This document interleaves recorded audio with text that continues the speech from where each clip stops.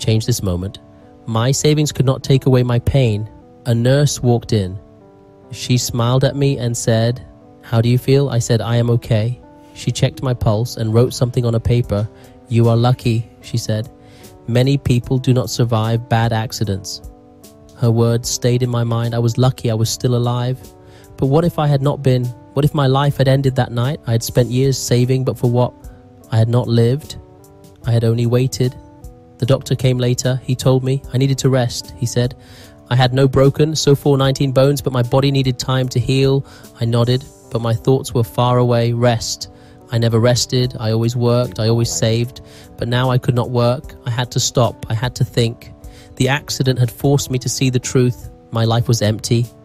I had spent my time collecting money, not moments. I had spent my days planning for a future I might never see that night. I could not sleep. I kept thinking about my life. I had missed so much. I had never seen the ocean. I had never climbed a mountain. I had never danced in the rain. 0508. I had never tried new food. I had never watched a sunset without thinking about work. I had been too busy saving for one day, but when was one day? When would I finally live? I did not know. I made a promise to myself. When I left this hospital, I would change. I would not wait anymore. I would not live for money. I would live for life. I would travel. I would try new things. I would enjoy every moment. I would stop saying, not yet, because life does not wait. And I did not want to wait anymore. The days in the hospital were long. I watched the clock. I listened to 05:59, the sounds in the hall. I waited for the doctor. My body hurt, but my thoughts were clear. I thought about my life before the accident. I had been careful, I had been smart, I had saved money, but I had not lived.